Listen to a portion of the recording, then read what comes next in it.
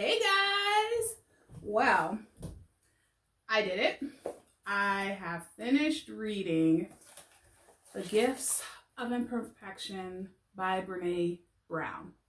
So, as you can see, I don't look the same way I did last video. I'm no longer wearing my hijab. So this book had me questioning a lot of things. And I had some discussions with a lot of my friends, and I made the decision to not wear a hijab right now until I figure out how I truly feel about religion and what role religion is playing in my life. So, side note, right? This book, there's so much that you don't realize you do until it's kind of like explained, right? So what Brene Brown does in this book is she kind of asks you the questions that most people won't ask, or she pretty much like explains a story or has an anecdote about something that occurred in her life, and then she's like, kind of, how have you ever felt this way before? And if so, you're not alone, which she does have another book that she does discuss, It's Not Only You, which a lot of people feel like, oh man, this doesn't happen to anybody, like I'm the only one that ever goes through this, and you always feel alone and isolated, when in truth it's very common how you feel, or how you're confused about feelings, and how you're confused in how or what your role is in things and in your life. So Brene is mainly, well, I don't want to say mainly, she's a lot of things, but her area of expertise, I would say, is discussing shame. So shame is something I would have never thought that I felt or dealt with. I mean, you're ashamed of something if you are at college and you forgot your towel and you're naked, and wet from the shower. You'll be shamed if someone sees you naked, right? So that's like being ashamed. But shame itself, which when reading, actually is defined by, give me a second. I'm going to actually read it.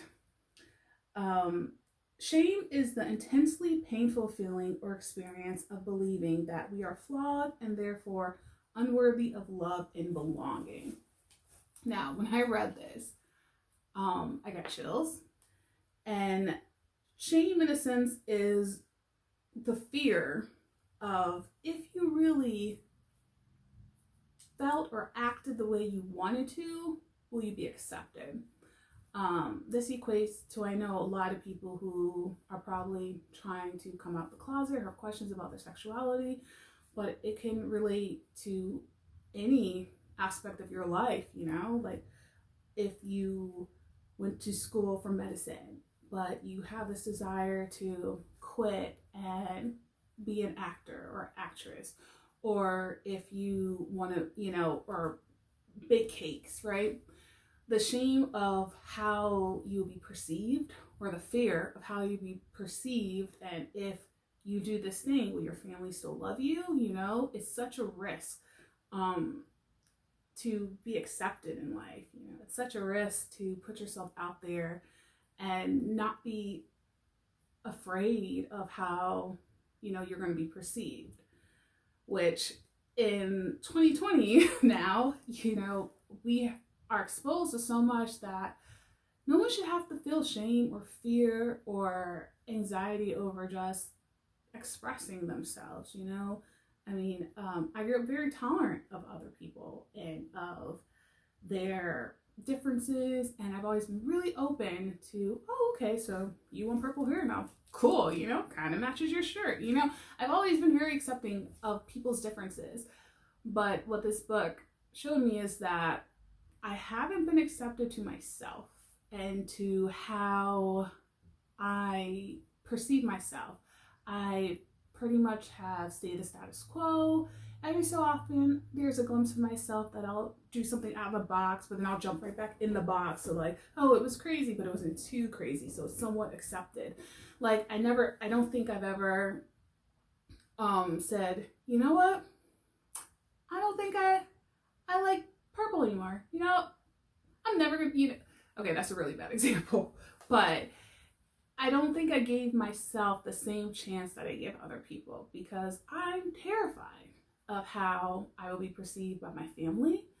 My family is really religious, and an aspect that a lot of our family traditions are all about religion or religious based, where we have certain things that we do that I felt like if I chose to not be Muslim anymore, that they would look down on me, or that I wouldn't be invited, or like I wouldn't be able to look them in the face, like I failed at being what society expected of me, which Brene does discuss as like who you are.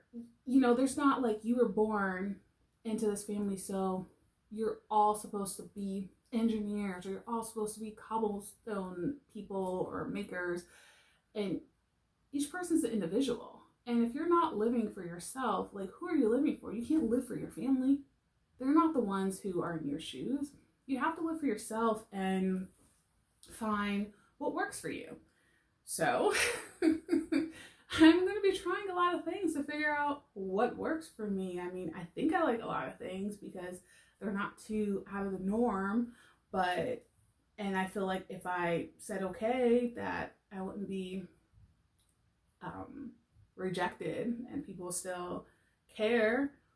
But is that really being your true self if you're still worrying about what people think and how you be perceived? And the answer is no. You know, that this life, you only have one to live, and if you're not true to yourself, who are you true to? You only have yourself to be accountable for. You know, if you're a parent, you can only show and guide your kid so much, but they are their own individual. You know, you can't live their life for them, and like you can't change your parents. You can't live the life for them. You have to live your life for you. And this book really put me in my place. So I definitely recommend it to anybody. I mean, I also always thought, oh, it's too late to change how you are. But like, you've been doing this same thing for 20, 30 years. Like, you've already settled in. Like, who are you to change your mind and derail? Like, but time is irrelevant if you're not like happy, or if you're not sure. Time it'll go by regardless if you change or you don't change. But how you feel is not gonna be true. You know, like you be like, okay, I could stay the status quo, I could be unhappy, but at least my family's, you know, accepting. Or I could be unhappy, but at least this job pays the bill. But, you know, if you don't challenge yourself or be courageous to step out of these boxes and bubbles you've placed yourself in due to society standards or due to family standards, then you're not being true to yourself, and you're probably not going to be happy. So I definitely recommend this book, once again, to everybody. So in each chapter, like, she doesn't actually have chapters in this book. There's what she calls guideposts, right? So every guidepost is a step in self-discovery, is how I like to describe it. So there's kindness, there's shame, there's self-love, there's anxiety, there's dancing and singing, and the idea of playtime, which she discusses how in life you always compare, like, people tend to compare themselves to what others have, or like, oh, if I had a Beamer, then I'll be just as happy as the Robinsons, or, you know, if only I made this much money, then I'll definitely be happy. So our society tells us that if we gain and acquire and we have this certain level of success, that equates to happiness, which in reality it doesn't. I recently watched a YouTube channel, and I read it before on Google Alerts, that the happiest country is Finland. And Finland, they don't necessarily make a lot of money there. They just have a balance of work and play. They have a very healthy work and lifestyle home balance. And that's what they define happiness as. You know, it's like if you're always working to try and make this elusive amount of money in hopes of being happiness, you're probably not going to find happiness. Or if, you know, if you enjoy being home and, you know, but you're not making any money, you're stressing over bills, and you're probably also not going to be happy. It also, in this video, it showed, which I'll link below, it showed, I think it was like an economist, sorry, an economist, and he described that after a certain amount of money, an extra $100 isn't going to help, or isn't going to make you even happy, or isn't going to make you more successful. I wish he kind of said the exact amount, because, you know, but that, I guess it doesn't really matter the exact amount. But like, when you're poor, money does make you think money will make you happy. And then when you're rich, you worry about, oh man, I spent all this time making money, but now my life has passed me by and I haven't lived, I haven't done anything. So it's like you weren't happy when you were working 80 hours a week, you know? So it's like, for my first nonfiction book that I've read in, I want to say like 4 years, this is a great start. And I 100% recommend it. I 100% think that everyone should really think and write about, or just take notes of what makes you happy, you know, and what in your life is making you unhappy. What in your life you think could change, that you can be like, take a breath, and you're like, wow, that felt good. That felt good that I didn't have to keep wearing suspenders, you know? Like, who decided that I always have to wear suspenders? And you know what? I don't like them. I don't want to wear them anymore. Or in my case, you know, my hijab, because I don't feel like I'm following what I'm supposed to do. And if I'm really choosing a religion, which I don't think I actually have, but if I'm really choosing something, I'm going to do it for the right reasons, not because I'm told to, you know? So, The Gifts of My Imperfections by Brene Brown. I rate it devoured. Okay, setback. I can't say it's devoured because it did take me over a week to finish it, and it's like 120 pages. So I definitely rate it a page turner, a page flipper, a page turner, because you want to read it through, but she gives you these quotes from other authors and other professionals and doctors, and then you just like sit and let it resonate with you, and you're just like in chills. So you can't read it all the way through. At least you can't read it all the way through and absorb what's going on and getting the point of the book.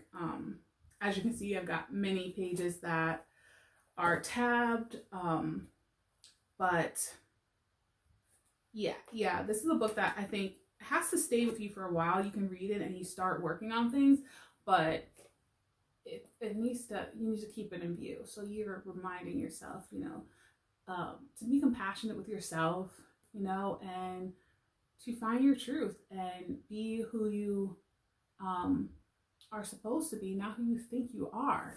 Or actually, let go of who you're supposed to be and embrace who you are. That's right on the front of the book, and I managed to misread that, or misquote it, rather. So, letting go of who you think you're supposed to be and embrace who you are. That's, if anything, that's a great way to start 2020. All right, till next time, like, subscribe, and read Brene's book for sure. So this is a 4 for sure. All right, bye.